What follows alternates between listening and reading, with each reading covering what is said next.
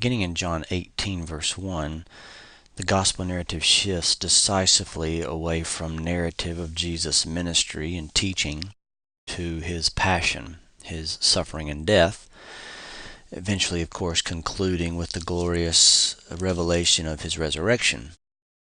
For this session we'll look at his arrest and trials, followed by the actual crucifixion and Jesus' burial.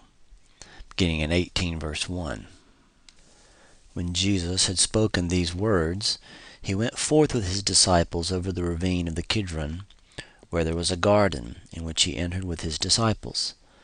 Now Judas also, who was betraying him, knew the place, for Jesus had often met there with his disciples. Judas then, having received the Roman cohort and officers from the chief priests and the Pharisees, came there with lanterns and torches and weapons. One of the first observations I made about this particular situation was that the betrayer brought against Jesus representatives of the world. Here you have the Jewish officers and also representatives among the Gentiles, being the Roman soldiers. And so we have in the narrative life of Jesus a fulfillment of the declaration from the very beginning of the gospel. John 1 verse 10, he was in the world, and the world was made through him, and the world did not know him. And here we have some insight into Jesus and as Son of God being opposed by the very world that he created. And once we get to the end of the gospel and the passion narratives, we see this made very clear, where the world, representatives of both Jews and Gentiles, have come against him. But in this context, the darkness will not and cannot overcome him who is the light. Beginning in verse 4, we see that he is in absolute sovereign control of the situation and deliberately submits to this as a part of the Father's plan. 18 verse 4, so Jesus, knowing all the things that were coming upon him, went forth and said to them, whom do you seek? Jesus was perfectly well aware of the circumstances and what was about to happen, and instead of retreating and running from the situation, he in fact steps forward, and he is the one who does the inquiring. And this reminds me of John chapter 10, verse 17 and 18, where Jesus states that no one takes his life from him. No one takes his life, but he gives it freely. So Jesus is in control of the entire situation. And when he reveals himself even here, he asks them, whom do you seek? And they say, verse 5, Jesus of Nazareth, or the Nazarene. When he replies with the I am statement, the people who have come to take charge of him, to arrest him, are physically stunned by his self-declaration. And here when he says I am, this could have the double meaning of simply saying I'm the one, but also the ego eimi statement, which goes back to the divine revelation in Exodus 3. There's probably some context there. That is, by forthrightly stating his identity as I am, his persecutors are physically struck by this. For his part, it reveals that Jesus, as I said, is in control, and that he will fulfill his purpose. And his purpose is that none of his sheep will be lost, and that he will submit to the Father's plan, which is his own death. Verse 7, he again asked them, whom do you seek? And they said, Jesus the Nazarene. Jesus answered, I told you that I am he, so if you seek me, let these go their way, to fulfill the word which he spoke. Of those whom you have given me, I lost no one. Simon Peter then, having a sword, drew it and struck the high priest's slave, and cut off his right ear. And the slave's name was Malchus. So Jesus said to Peter, put the sword into the sheath. The cup which the Father has given me, shall I not drink it? Here, even in the midst of his betrayal, Jesus is concerned with the Father's purposes, one of them being that he will protect and defend the sheep that the Father has given him, and then secondly, that he will drink the cup, and in this case, this would be the cup of God's wrath that the Father has given him. He is committed to fulfilling these purposes. The betrayal and the arrest of Jesus are not some sort of dramatic tragedy, unexpected and outside of God's control, but are in fact part of the divine plan, which Jesus is fully aware of and he fully submits to. Following the arrest in the garden, Jesus is brought before high-ranking Jewish officials, in this case Annas and Caiaphas. And in this context, we have a back and forth point-counterpoint view of Peter and his witness and Jesus and his witness. Peter being the unfaithful witness to the Lord and Jesus being completely faithful to his own testimony. When Jesus is brought before Annas, Annas is sometimes called the high priest, but technically at this point he has been removed from office by the Roman overlords.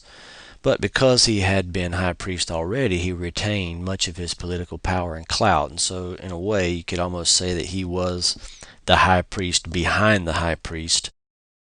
The actual high priest being technically Caiaphas, his son-in-law. And this can explain why they bring him to Annas first, because he is the power broker behind the scenes. And while Jesus is being interrogated in the presence of Annas, on the outside, Peter himself is being questioned, and here he fails in his witness to the Lord. He is in fact unfaithful. Verse 17, the slave girl who kept the door said to Peter, "You are not also one of this man's disciples, are you?" And he said, "I am not." On the outside, Peter denies the Lord, but on the inside, Jesus is faithful to himself. Verse 19 to 24, let's look in particular at verse 20. Jesus answered Annas, "I have spoken openly to the world. I always taught in synagogues and in the temple where all the Jews come together, and I spoke nothing in secret. Why do you question me? Question those who have heard what I spoke to them. They know what I said." Here Jesus is defending the fact that he has spoken publicly and transparently and has nothing to hide. And in a sense, Jesus is actually calling forth witnesses to himself. You might even ask the question, who is on trial here? Is Jesus being interrogated, or is Annas in this Trump court being interrogated by Jesus? Annas has no witnesses or testimony, so Jesus is actually putting this trial on trial, drawing out the implications of the fact that he has been public in all of his teaching. He has nothing to hide, and in fact, Annas, Caiaphas, and the rest already know what his teaching is. And he has no need to try to hide it or retreat from it. So unlike Peter, who has an opportunity to testify to the Lord himself is faithful to his own witness. Verses 25 to 27, again, the scene goes outside to Peter, who, again, in this situation, is unfaithful in his witness. However, the point, I think, is at the center, and that is Jesus and his faithfulness. That is, that he remains faithful to himself, and by being faithful to himself, Jesus supports and guarantees all of his promises that he has made to his people. That is, he will deliver them from their sin, and he will deliver them from their cowardice. So the emphasis here is not necessarily so much on Peter's betrayal, on Peter's unfaithfulness, but on the faithfulness of Jesus to himself, which is also, by extension, a faithfulness to his people, to guarantee their hope of salvation. Following these interrogations by Annas and Caiaphas, Jesus is brought before Pilate, a representative of the Gentiles. And here the king is rejected by his subjects. Verses 28 to 32, the Jews bring Jesus before Pilate. On their side, because they do not have the political authority, the civil authority to perform executions. That is their perspective, and that is the worldly angle to this bit of narrative. However, at a higher level, at the heavenly level, they're going to the Gentiles and using the Gentiles as an instrument of Jesus' death is a fulfillment of prophecy, verse 32, to fulfill the word of Jesus which he spoke, signifying by what kind of death he was about to die. So even in this nasty behavior of the Jewish leadership, seeking a means of murdering him by the hand of Gentiles, even this nasty behavior is ultimately under the control of Jesus himself. He could prophesy this means of death, and by so doing demonstrating his sovereignty over it. Now Pilate's concerns are of course primarily, maybe totally, political. Verse 33, Pilate entered into the praetorium and summoned Jesus and said to him, "Are you the king of the Jews?" The point of difficulty here for Pilate is that there can be no one claiming to be a king apart from the sanction of Caesar. If Jesus is claiming to be a king with any political sort of implications, this is a direct front to Roman imperial rule. So this is a serious political matter as far as Pilate is concerned. But Jesus deflects this political emphasis and emphasizes instead the spiritual, heavenly nature of his kingdom.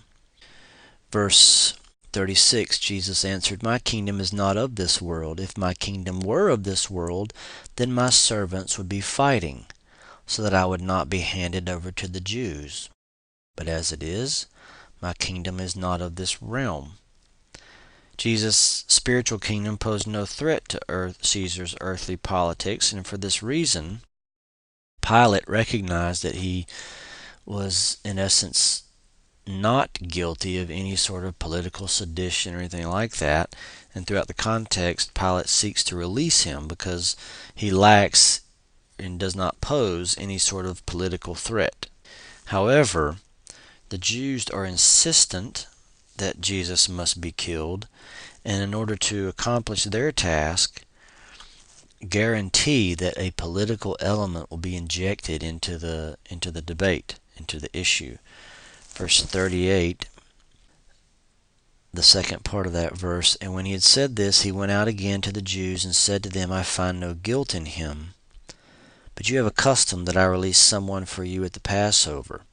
Do you wish then that I release for you the king of the Jews?" And so they cried out again, saying, "Not this man, but Barabbas." Now Barabbas, and my translation reads, was a robber.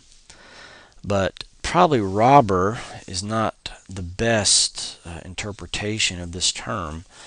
There's something political here. This is more like a revolutionary or an insurrectionist. So both Pilate and the Jews reject Jesus, who is not a threat to Caesar, and choose instead to release someone who actually does pose a threat to Caesar. So you can see the rejection of Jesus is in fact nonsensical and is counterintuitive and counterproductive to what their stated goals actually are. Following that original interrogation by Pilate, Pilate still seeks an opportunity to release Jesus. Nevertheless, Jesus, the king's subjects, demand his death. And once that has been settled, the Gentiles mock his royalty. Verse 19, verse 1, Pilate then took Jesus and scourged him. And the soldiers twisted together a crown of thorns and put it on his head, and put a purple robe on him, and then began to come up to him and say, "Hail, King of the Jews," and to give him slaps in the face. Pilate came out again and said to them, "Behold, I am bringing him out to you, so that you may know that I find no guilt in him." Then Jesus came out wearing the crown of thorns and the purple robe. Pilate said to them, "Behold the man." So when the chief priests and the officers saw him, they cried out, saying, "Crucify, crucify." Pilate said to them, "Take him yourselves and crucify him, for I find no guilt in him." The Jews answered him, "We have a law, and by that law he ought to die, because he made himself out to be the Son of God." Now here is an irony. The Jews accuse God of blasphemy. Because Jesus in fact is God, his claim to be Son of God carries all the weight of divine authority. But listening carefully to what the Jews are actually saying, they're actually saying that Jesus has committed blasphemy and is worthy of death because he claimed to be Son of God and all the authority and implied deity that goes with that. So what they've actually done, without understanding it, is they've accused God of speaking against God, because that is who Jesus is. Their accusation of blasphemy is blasphemy. But this particular accusation causes some consternation for Pilate. Verse 8, when Pilate heard this statement, he was even more afraid. And so he continues to interrogate Jesus, seeking, I suppose, an opportunity to free him or to find out what exactly it is that he's dealing with. However, Jesus refuses to respond to his inquisition. So verse 10, Pilate said to him, "You do not speak to me? Do you not know that I have authority to release you, and I have authority to crucify you?" Here Pilate is assuming that he is in control. Jesus, however, exposes Pilate's actual dependence on the Father for sovereign authority. Verse 11, Jesus answered, "You would have no authority over me unless it had been given you from above. For this reason, he who delivered me to you has the greater sin." Pilate is unaware of the fact that he is in fact under the control of the Father, and that any authority, in particular the authority to have Jesus executed, does not originate with Pilate or with Rome, but originates with God, who has every intention of seeing to it that Jesus is crucified. This is the plan. Now, incidentally, notice that Jesus does affirm that sin and accountability has degrees. He says, "For this reason, he who delivered me to you has the greater sin." So while, as we popularly say, sin is sin, there is no difference, in a way that is true. Of course, all sin brings judgment and condemnation.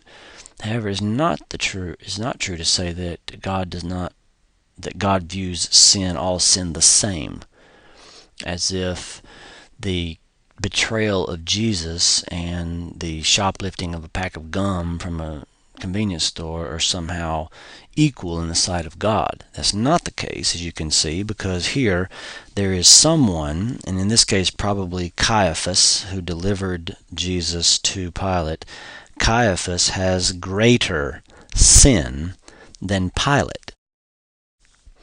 And as a result, verse 12 of this, Pilate made efforts to release him, but we know that in the end, the Jews make it so political, Pilate has no choice from his perspective. He made efforts to release him, but verse 12, the Jews cried out, saying, "If you release this man, you are no friend of Caesar. Everyone who makes himself out to be king opposes Caesar." And by playing this final political card, they make it, from Pilate's perspective, impossible to release him. If Pilate were to in fact release him, he would be open to the charge of releasing a potential or accused enemy of Caesar, who claims some sort of royal authority for himself. And so the Jews very effectively play Pilate for the fool. And the Jews and Gentiles, in conclusion, rejected the King of Kings for Caesar. As the Jews proclaim in verse 15, they cried out, away with him, crucify him. Pilate said to them, shall I crucify your king? The chief priest answered, we have no king but Caesar. And here, this is a bold-faced word of blasphemy. This is the same sort of sin their ancestors were guilty of when demanding for themselves a king. For example, 1 Samuel 8:7 says, or reminds us that when they sought a king originally in the Old Testament, God interpreted this as a rejection of himself. So for them now to declare in the presence of their king that Caesar is their only king, well, this is a gross form of unfaithfulness to the God of their ancestors. So verse 16, they handed him over to be crucified. Again, the text emphasizes that this crucifixion is not some sort of aberrant part of the plan, or somehow the plan has fallen, but it was always integral to the plan. You can see this in the irony of the sign that Pilate posts above Jesus in verse 19. Pilate also wrote an inscription and put it on the cross. It was written, Jesus the Nazarene, the King of the Jews. Pilate is in fact announcing the truth.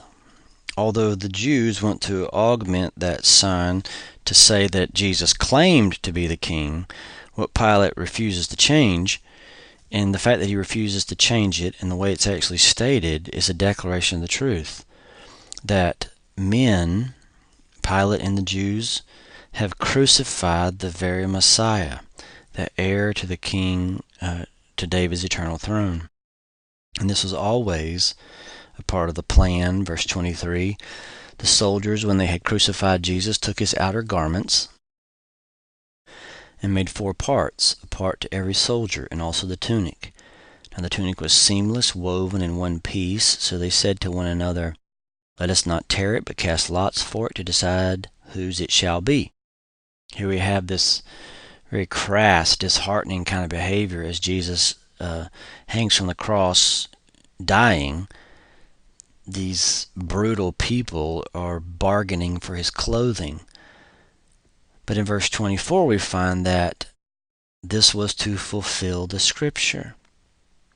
Verse 25, therefore the soldiers did these things.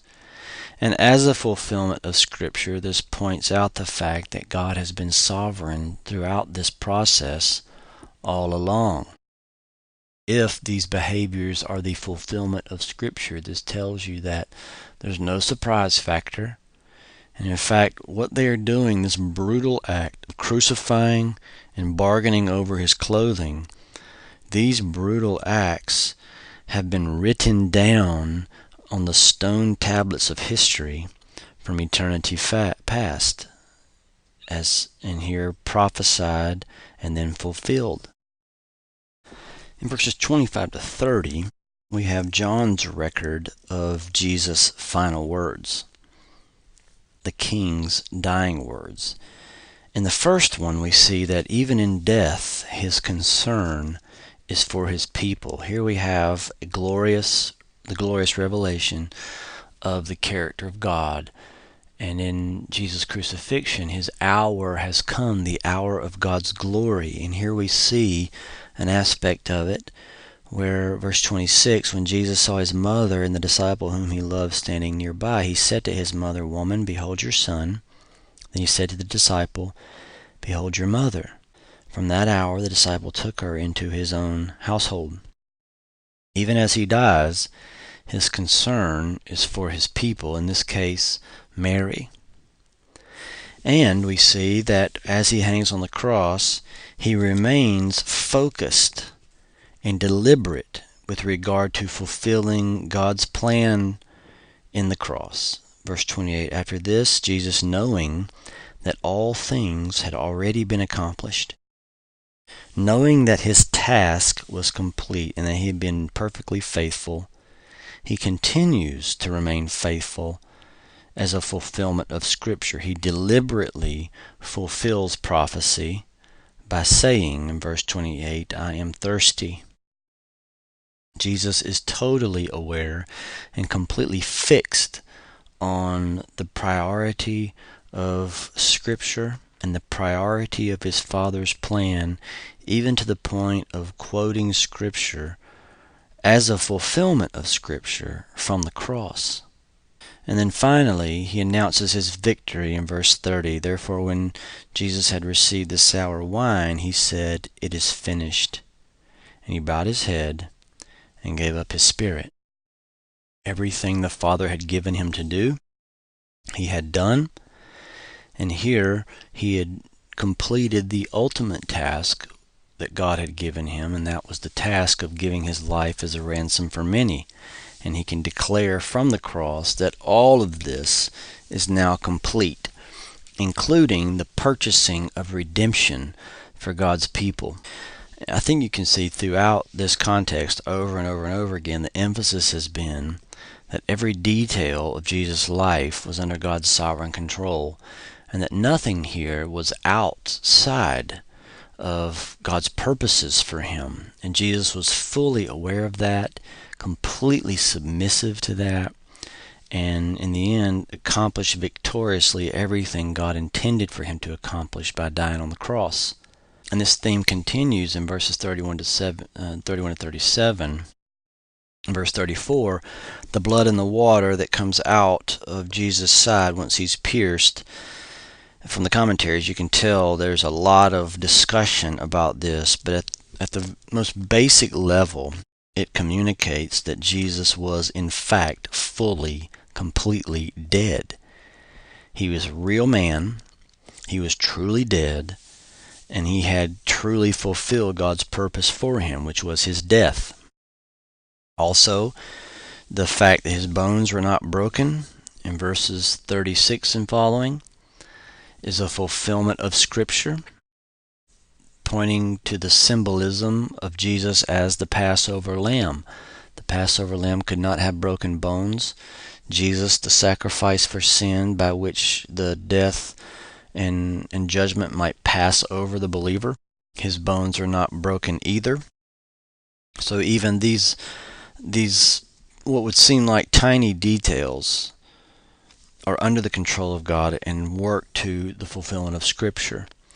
And then finally, verse 37, the spectacle of people watching him die and seeing his dead body hang from the cross in a public setting. This also is a fulfillment of Scripture. So every aspect of his life and death was under the sovereign control of the Father. Because here on the cross, Jesus is displaying the glory of the Father. The crucifixion was not somehow a great mistake or a plan B or anything like that, but actually God's sovereign plan for revealing his own character and nature.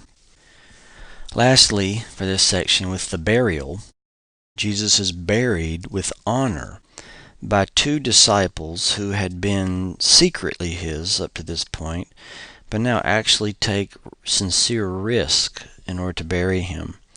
Here we have Joseph of Arimathea and Nicodemus, both of whom apparently were members of the Sanhedrin. The Sanhedrin, of course, being those who just turned Jesus over to Pilate for crucifixion. So these two men are taking an enormous risk to publicly remove Jesus' body from the cross, which would, of course, defile them and exclude them from participating in the Passover festival. But also, it would be hard to imagine that this would not the news of this would not get back to the Sanhedrin. They're risking not only their political careers, their religious standing, their social standing, but they may be even risking their lives in order to bury Jesus this way. When they bury him with honor. They bury him in a new tomb, presumably near the city, which would be more prestigious than someone outside in the valleys or something like that. So in a prominent place, they bury him in an honorable way with very expensive spices.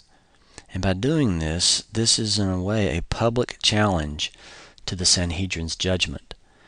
So here we have rising in the hearts of these two formerly secret disciples a perhaps growing boldness and commitment to him that we can only speculate was finalized with the coming of Pentecost. And here we leave it, the crucifixion and the burial, Jesus having completing all of his task. And we also see already a hint of the fruit of what this work will produce. Men willing to risk their lives, perhaps, to honor him. The rest of the story, the empty tomb, which we'll talk about next section, brings everything into full focus about the nature and the power of the gospel.